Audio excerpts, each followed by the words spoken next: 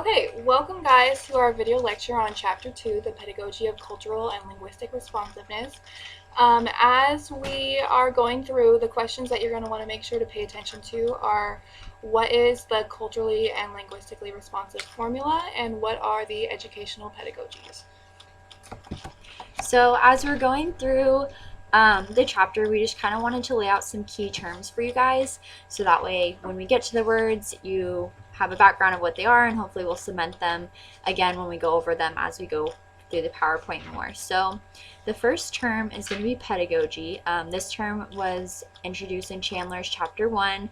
Just wanted to kind of give you a little overview. So pedagogy is the method and practice of teaching. So it kind of sounds like a complicated word, but it's not that hard. So it's just basically a format or a strategy of how you would teach or how the teaching should be done.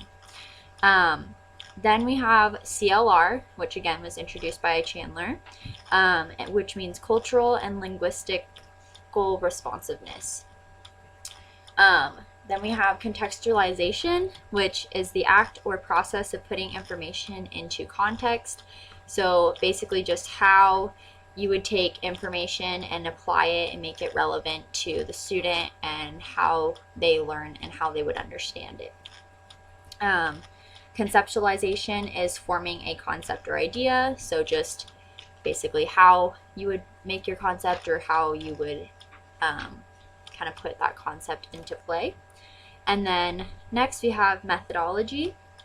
So methodology is a system of methods used in a particular area of strategy or activity. So pretty self-explanatory, that one. And then code switching. So code switching is alternating between two or more languages or varieties of language in conversation. Also self-explanatory. And then instructional juxtaposition. I might have said that wrong. But that one is pairing a responsive strategy or of activity with a traditional strategy of activity. So we'll kind of talk more about that later. And then the last one we have is random urgency, which is the situation in which any student can be called on at any time, and the students do not resist being called upon because they believe the process is fair and random. So, which we'll talk about that one again later too. So one of the things that the book talked about was theory versus practice. So basically they gave the analogy of a hotel room and then a bathroom. So on the left you see that we have literature on CLR, which the book said if you were to take a hotel room and find all the literature that you could about what CLR is and how to give a cultural and linguistical responsiveness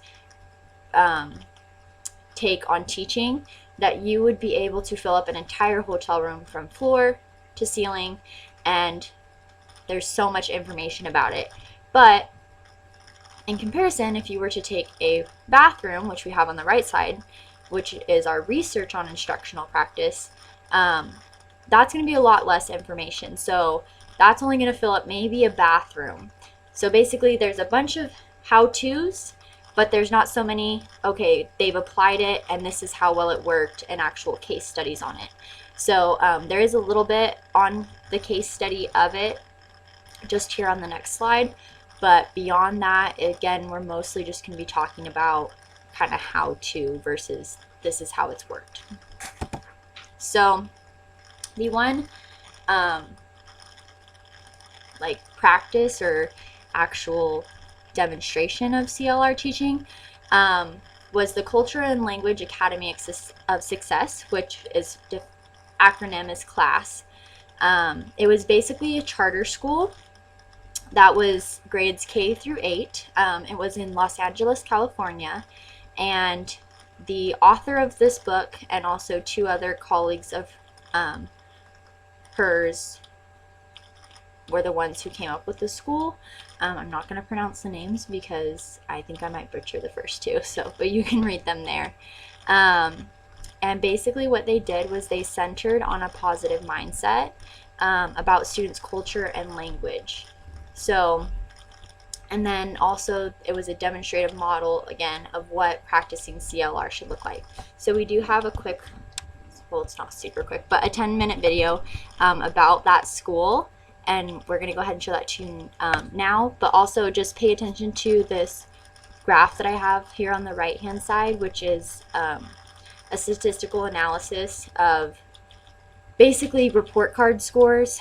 The black line is the class school and how their scores were from 2005 until 2010, and then the white line below it, which is kind of hard to see unfortunately, but you can see that their test scores are much lower, and even when the school had first started out, the scores were still much higher even in that first year at the class versus just the Los Angeles School District.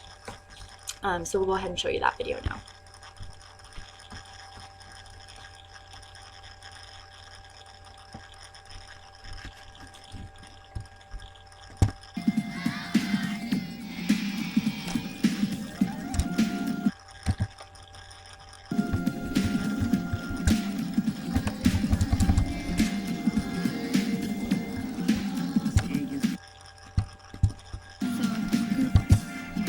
I guess he would still have some of that.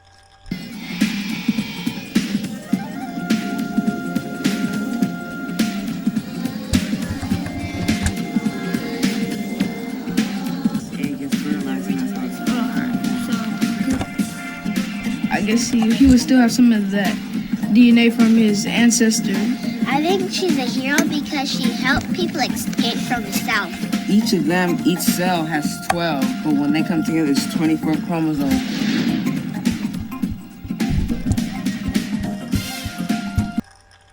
Sorry, we were having some sound technical difficulties, so now we're actually going to show you the video.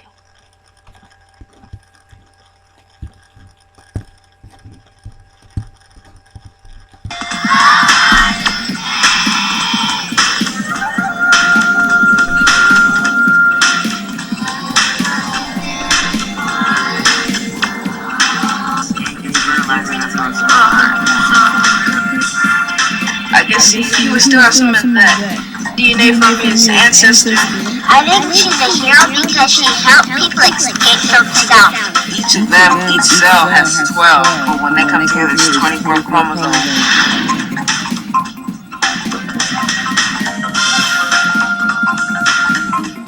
Young scholar from the 5th grade class is going to lead us in the morning affirmation. She's going to kick us off with the drum call. Begins with the drum call.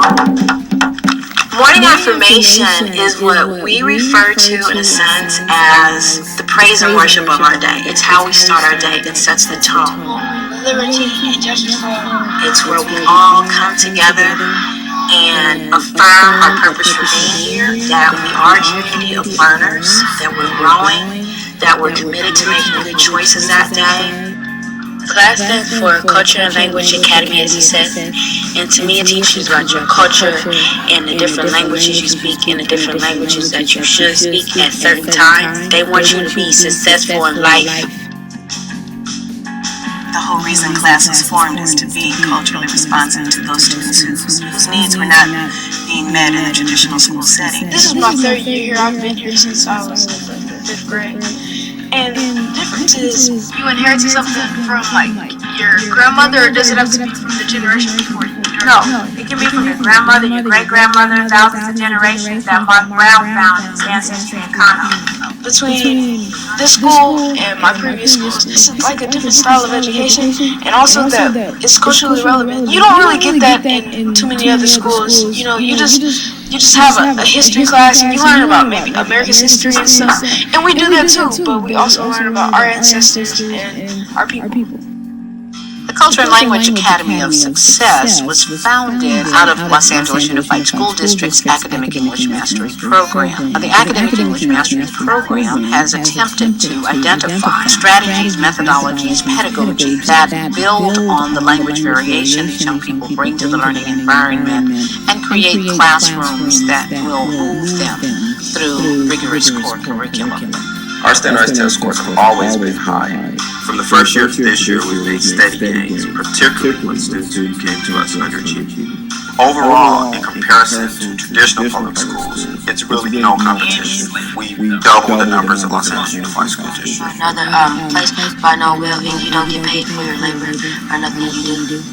Farewell, she said to her friends one night. She was right set to leave them, but she ran away that dark, hot night, ran looking for her freedom. I want my children to have a strong educational foundation, one that had a strong emphasis on preparing them for the future. I did think and believe that it's very important that our children have a strong sense of who they are and that they were in a school that both affirmed and reinforced that. To do what to us? Change it from either to you? Either. Go ahead.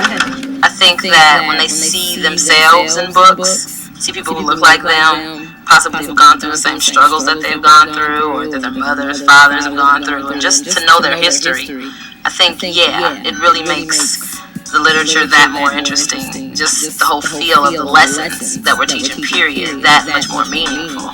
Class is a school that truly cares about not just who the student is, but everything about the student. It truly centers on the whole student, all aspects of them. Every lesson begins with your child. I be boy. I be boy. All bliss boy. All fine beat. All bow boy. It's an education that's personalized and individualized and speaks to what motivates you as a learner. We're asking for culturally relevant instruction to be embedded in just a regular, natural flow of a full curricular day, not a set aside. The whole family. Well, okay, so you would use that when you're with your family? Because you know they're going to understand you, right? Excellent, excellent. Everything we do here comes from the standards. We talk a lot about their home language, the features of African American language, and how it's a good thing, it's a positive thing. You have in front of you a student writing sample, and we're going to work on our male written language practice, do some revision, we're going to do some work with our personal thesaurus, and we're going to do some contrastive analysis. But what does MELD stand for, class, first of all? Mainstream English Language Development. Okay, now this is a student journal response to the quote that's here by Langston Hughes. Because here they teach you about AAL, which stands for African American Language. And at my last school, they didn't teach me about that. I never heard of that before. She felt unhappy because everybody talked about her, even though they were the same color as her. When I came here, I was excited to learn about my own language. I thought that I was the only one that spoke that way. Say aloud what the translation is, because if you say it aloud and you hear it, and let somebody else hear it, you'll know if it's MAE or if you still have it in AAL. I was able to learn that the way I spoke was not just slang, like the way that people talk in the streets, but that it was a good thing that I spoke that way because it was from my African ancestors. Innovation is our mantra, and what that means is we're trying to really think out of the box. What we did was go from A to Z and say, how can we innovate this? How can we make this different? One example would be our 4-day instructional week, I'm going to make them on a frequency chart. where the students are in the academic content areas 4 days a week, and then they do 1 day of enrichment, which is culturally performing arts. And they have a whole day of that. Ready,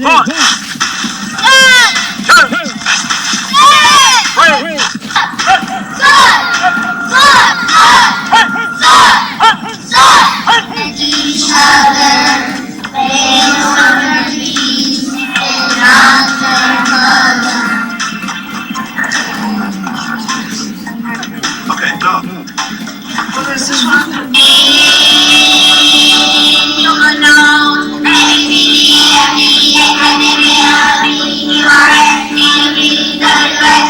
How many times do we scratch when we score? 3 times. So that means I put water and then I scratch. And what are we making when we're scoring? What is that messy stuff called?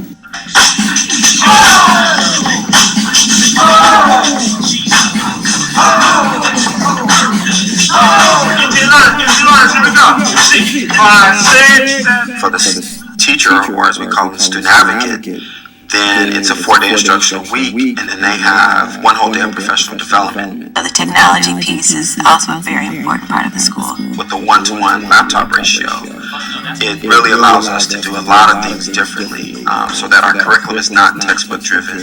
We can really focus on strategies, focus on conceptual thinking, and then technology is used as a tool. Each student gets a laptop, and I think that's really cool. It's 21st century. Everything in class is purposeful, is done with a purpose. Many schools have names and mascots. Most elementary schools have eagles and jaguars and bobcats, and we wanted something that was a little bit more meaningful. And our students are called scribes because of their connection to The intellectual heritage of ancient Kemet, and the scribes were individuals in the social hierarchy who were the learned class. They were the writers, they were the historians. And so we encourage our students to behave like scholars at all times. We're going to use numbered heads together. So when I say go, you're going to do bottoms up, and you're going to decide on one adjective for the group. What class does is it acknowledges students' styles and strengths. And a lot of our students' strengths are being participatory in ways that aren't generally considered traditional school protocols. So we create forums for that kind of discussion. Did you hear the author saying? What did you hear? Give one, get one. At class, our students are empowered to govern their own behavior through our integration of the kinetic principles of Ma'at. There's 42 declarations from which we focus on 7. Those principles are order, harmony, justice, truth, balance, reciprocity, and righteousness.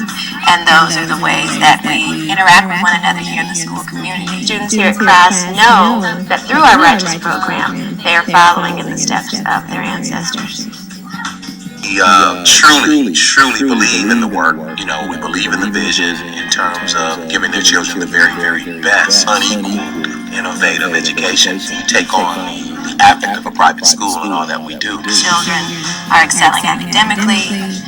They're certainly engaged in the lessons and really feel a strong sense of self upon leaving.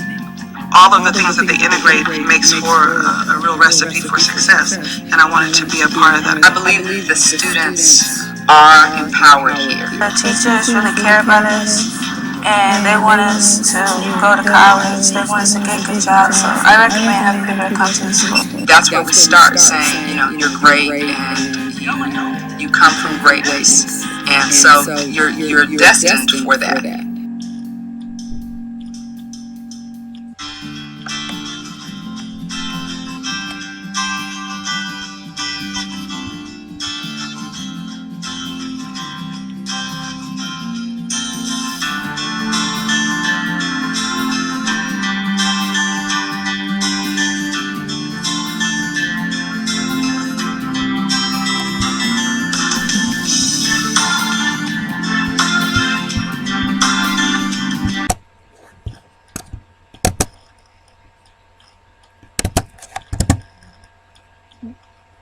Okay, so as you saw in that video, the class school has really developed a method that is working very well for them.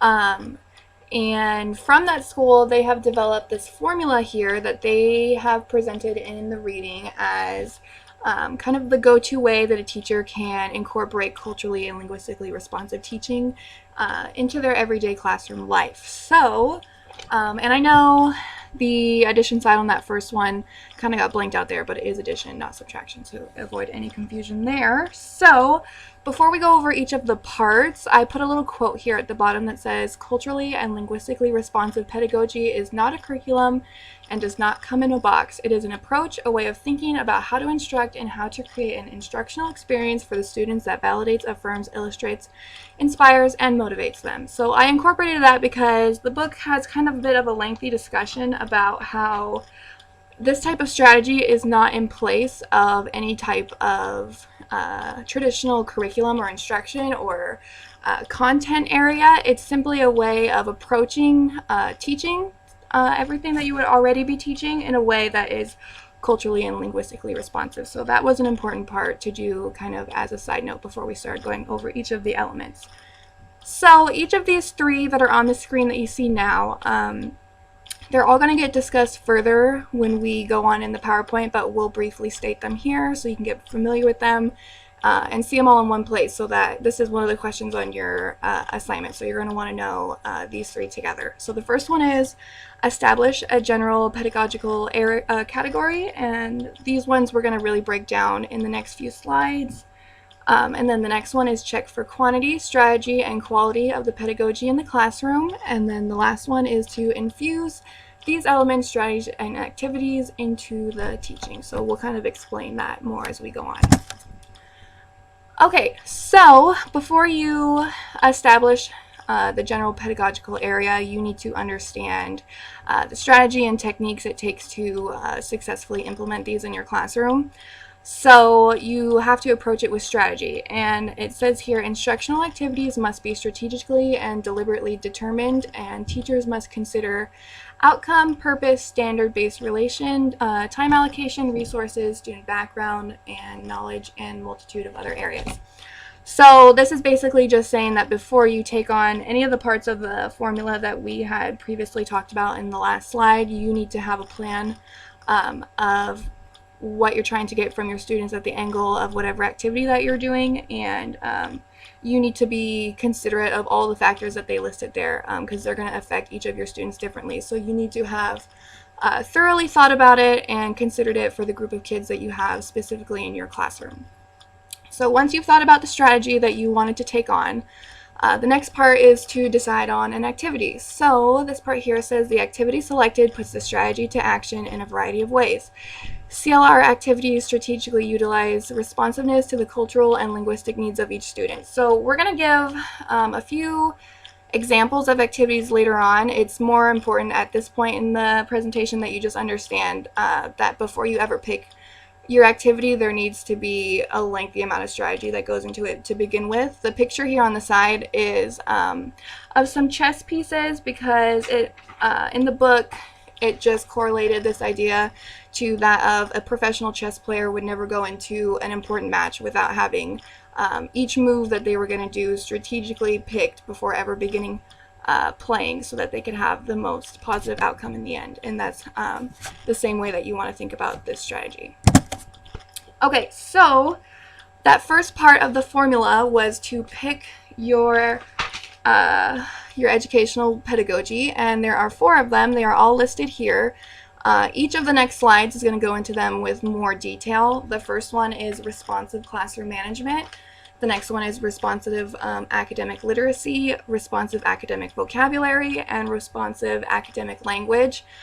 You can go through and read all the bullets on here. I won't go through all of them specifically. Basically, the idea here is that the formula that they have presented and that we're talking about is not in place of any of the most important aspects of your classroom that already exist. So here on the side it says CRL does not replace or shield ineffective instruction. So basically they want you to keep in mind that while it is important to incorporate all of these ideas, before you can ever get to this and before you can ever implement this into your teaching, you still have to have effective classroom management and all of these other parts listed here. Otherwise, not only will, even if you weren't considering these factors, your classroom wouldn't be successful anyways, and now if you try and further go on and implement this formula, it's only going to make it a bigger mess. So the point here is that it's not a curriculum, it can't replace any form of teaching, but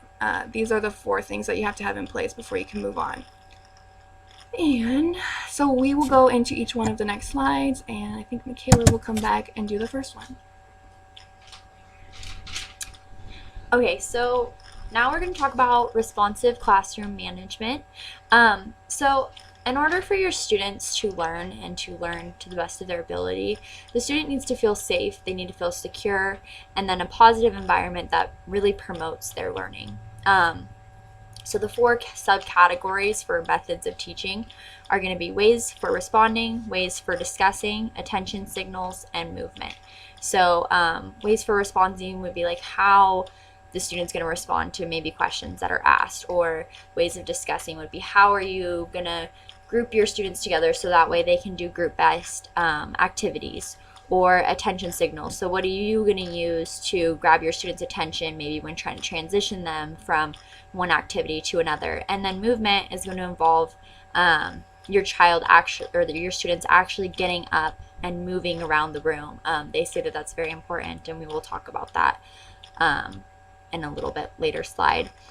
So efficient ways for students to respond to questions and prompts and to discuss topics, that's going to go with your responding and ways for discussing. And then the effective signals to indicate when the teacher needs to bring everyone back after group discussions, which again is going to go with the attention signals.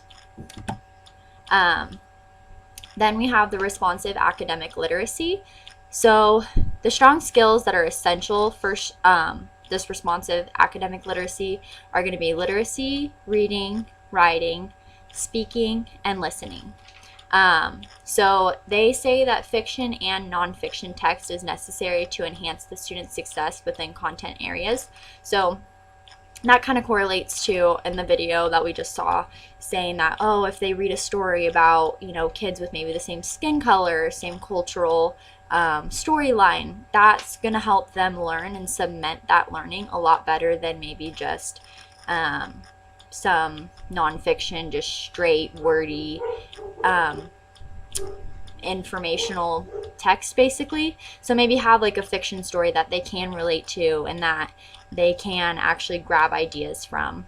And also supplemental resources can be used to augment the core text within subject areas. So the example in the book was that a science teacher uses stories and facts and articles relevant to standards. So again, instead of just having like a textbook that, you know, is going to list out all the science stuff, maybe get a really cool article from like National Geographic with cool pictures, or maybe a story, a fictional story that is about, you know, whatever you're teaching, maybe like photosynthesis or the sun or the moon or whatever it may be that you want to be teaching in your classes.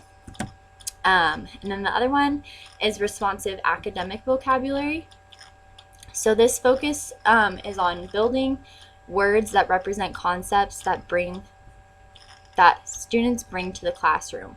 So basically, your students are already going to have their own vocabulary, and that vocabulary is going to be built upon their personal life, their home life. And so you want to build upon that instead of taking it away. And that goes with the other cultural backgrounds, home lives, communities.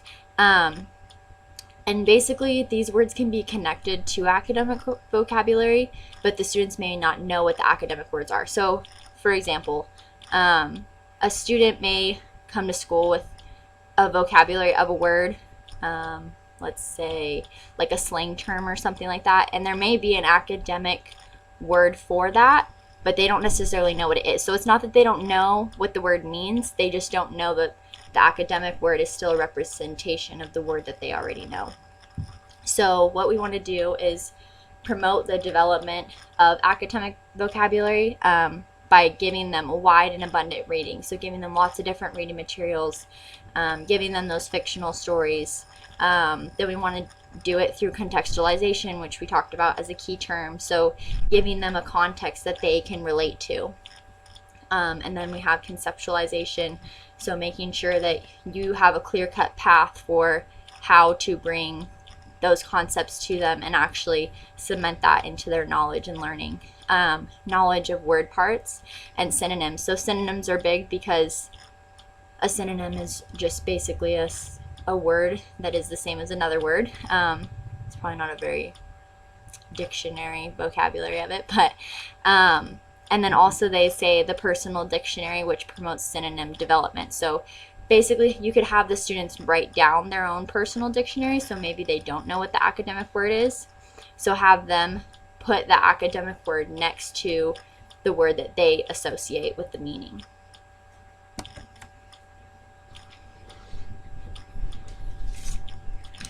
Okay, so the next one is responsive academic language, and this one focuses primarily on bridging the gap between the home language that the student brings into the classroom and the academic language that they are going to need to learn to be successful throughout school, and specifically using a strategy called code switching. So before we really dive into it, I put over here to not use the word correcting, because instead of correcting, they want you to see it more as translating their language into the academic language. So instead of taking on the perspective that a student's home language is wrong, you need to understand that it is still justifiable and it's still completely acceptable for them to continue to learn and use that language, but it is just important for them, in order to be successful through school, to learn the skills that they need to in order to translate that into the language that they're going to have to use in the classroom.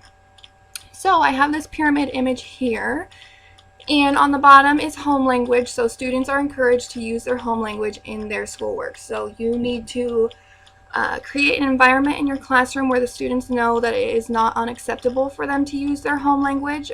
So if you hear them speaking in their home language, or if they answer some of the questions on their homework, it's important for you to have that open door with them so that they understand that they can do that. Just so that you can bridge any barrier or any bridges that need to.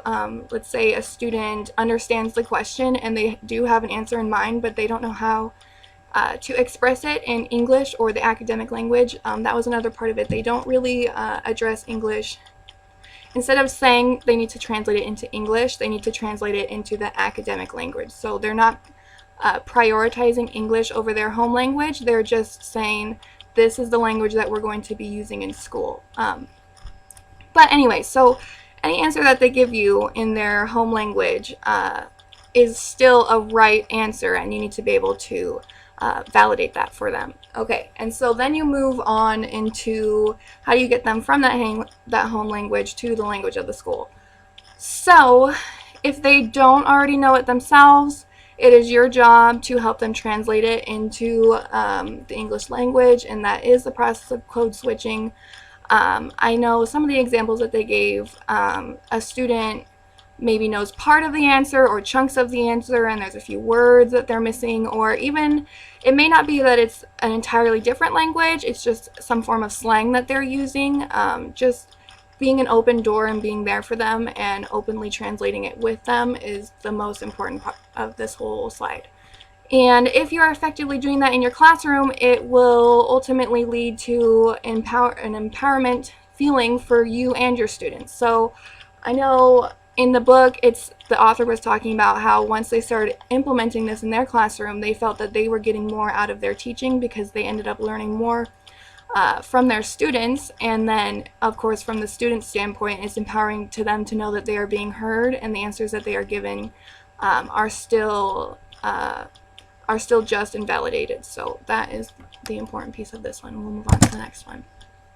Okay, so responsive learning environment. So this one just talks about the environment that you provide for your students. It's not too different than any other classroom, or implementing the formula into this part of the educational pedagogies isn't too different than if you were just thinking of it in terms of like a normal classroom. It's still important the way in which that you organize your desks and your furniture. All of that's basically going to be the same.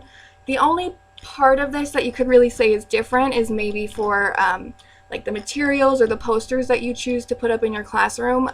Just making sure that anything that you choose is culturally and linguistically sensitive and responsive, and there's really not a whole lot to go on in here, so we'll move to the next one. Okay, so we have now outlined all of the strategies, and the next part is to check for strategy, quantity, and quality. So in each of them, for any activity that you are doing, basically there's two questions that you want to focus on. What are you doing and how is it working? So the best way to kind of understand this concept is to give an example.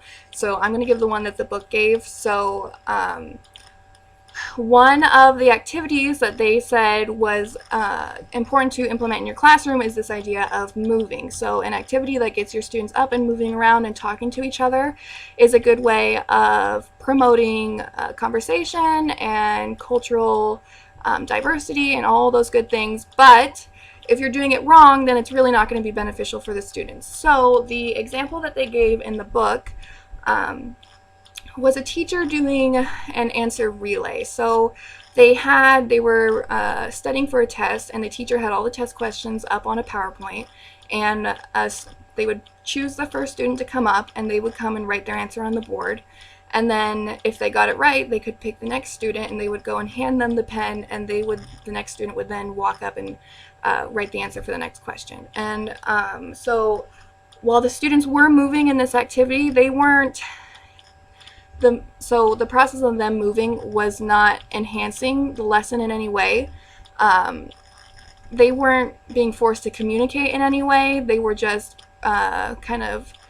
literally just getting up from their desk and going to the board. And I think in the next slide, I won't go into too far detail of a good example of move, because we have a really good one in the next one. I just want you to keep that in mind. So how is it working? Is the movement instructional or beneficial? You can apply this to any activity that you're doing. It doesn't matter. You just need to think of, is it actually enhancing the lesson that I'm doing in any way? And it'll be discussed more in the next slide. So I will let Michaela come on here and do the next one. Okay, so some strategies and activities to infuse culturally and linguistically responsive pedagogy elements.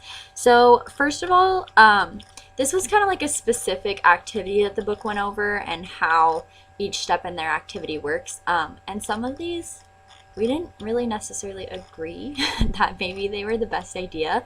But again, this is just what the book gave an example of. So greeting in cultural specific ways. So the book gave the example of kiss on the cheek, like how some European countries, they kiss each cheek and that's how they greet each other. The book also said a soul shake, which is, they called it like the black man's hug, so, which I feel weird saying that, but, and we just thought maybe in today's day and age, like kissing someone on the cheek probably isn't appropriate in your classrooms.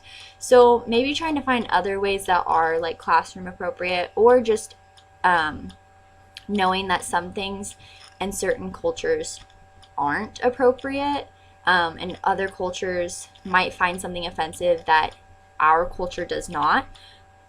So just kind of maybe knowing what those things are and realizing that and addressing that within your classrooms, so that way you're not accidentally offending anybody.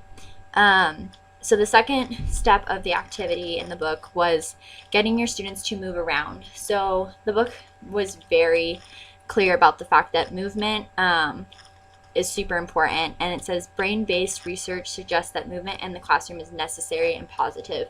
So they said that your students are more likely to actually learn something and be able to retrieve it later if the activity that they're doing when they're learning it involves them moving. So then step 3 was actually do the task. The task will change depending on the activity. The example that the book gave was give one, get one. So maybe the students have certain answers, kind of like go fish. And so the students would go to another student and ask them for the answer. And if the student has the answer, they would give them their answer.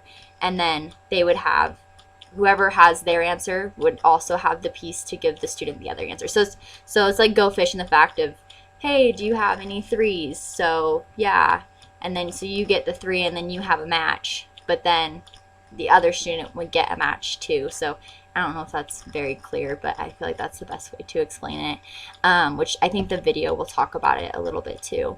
And then step 4 of the activity was don't allow students to talk to neighbors. So we want them talking to new people each time. So that's why you want to do a big movement thing. You don't just want to do something that's like right next to the person.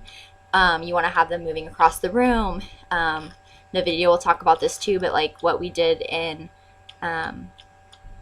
Miss Hernandez's class with the 4 corners for our birthday months, like that's a good movement activity because you're actually moving across the room, you're talking to people within your groups, and so that would be something that would work. This video, it has examples of movement as far as like teaching based activity goes. It also has an example of movement, just like kind of, I forget what the teacher in the video calls them, but they're kind of like brain breaks or something. And basically, the video will talk about it. But just kind of to get your students some fresh air or fresh perspective and then bring them back into the group. So we'll go ahead and play that now.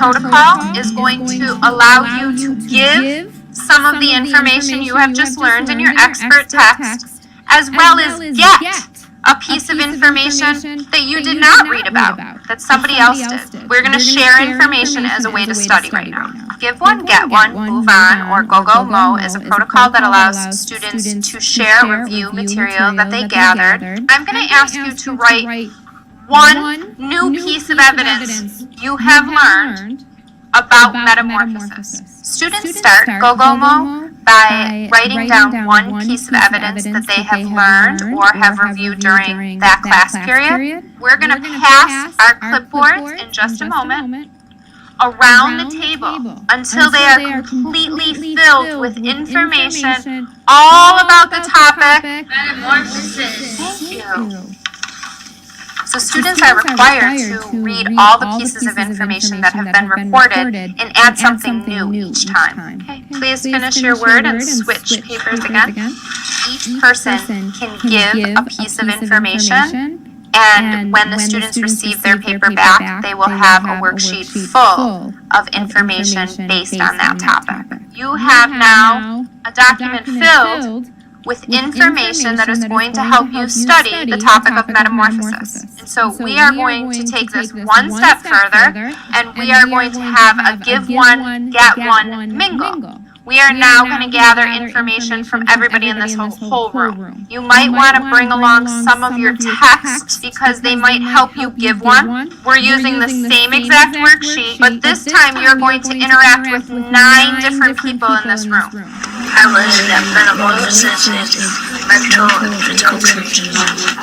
When a frog is fully developed, it goes and lays or fertilizes eggs. Go-Go-Mo promotes equity and inclusion in a classroom by allowing all students to interact with every single person. This process may take a few days or some months. As we move around, we can give out some of this same information, and that makes us memorize the information more. Every single student is addressed and provides an answer.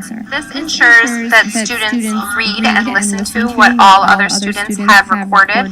Metamorphosis has 2 changes. We are able to interact with our peers more than we would if we would have just did a regular review, which I think helped us be more focused and engaged into the subject. At 10 weeks, the tadpole's lungs are fully functioning. Like when it's just the teacher talking, you're not as focused. The egg, the larva, we do something that's fun, we'll remember it because it was fun. Today's students use Go-Go-Mo to review content, and they left with information that they could go home and study. You're studying, you're memorizing, and you're practicing. Not only is this a document for you to take home and study, you're going through a study process right here.